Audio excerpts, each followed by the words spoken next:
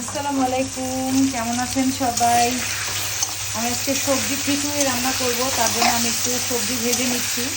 এখানে আমি কাঁচা কলা, তারপর একটু ছোটো ছোটো স্লাইস করে গাজর কেটেছি আর আলু কেটে নিয়েছি। তো এগুলো আমি ভালো করে লাল লাল করে ভেজে নিব, ভেজে তারপর খিচুড়ির ভিতরে দিব। আর খিচুড়ি আমি ফার্স্টে আগে চাল ডাল এগুলো আমি সব ফুটিয়ে নিই, সিদ্ধ করে নিই। তারপরে আমি ফোড়ন দিয়ে, ফোড়নের ভিতরে চাল ডালের যে মিক্সটা সেটা দিই আর কি। তো তারপরে আমি এই সবজিগুলো দিব, ভাজা সবজিগুলোর ভিতরে। তো এই যে দেখেন, এখানে আমি চাল ডাল ভিজিয়ে রেখেছি।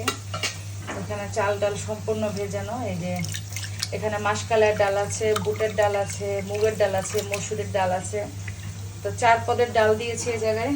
আর এখানে আমি ফোড়নের জন্য পেঁয়াজ, মরিচ, রসুন কেটে নিয়েছি পাতলা পাতলা করে।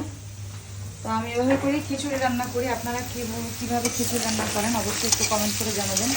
আর আমি একদম পাতলা খিচুড়ি রান্না করব, ল্যাটকা খিচুড়ি যেটাকে বলে। আমার হাজব্যান্ড এই ধরনের খিচুড়ি অনেক পছন্দ করে। তো আজকে দুপুরে আমাদের এটাই, সবজি খিচুড়ি খাবো আমরা দুপুরে, কারণ এতদিন মাছ মাংস অনেক খাওয়া হয়েছে।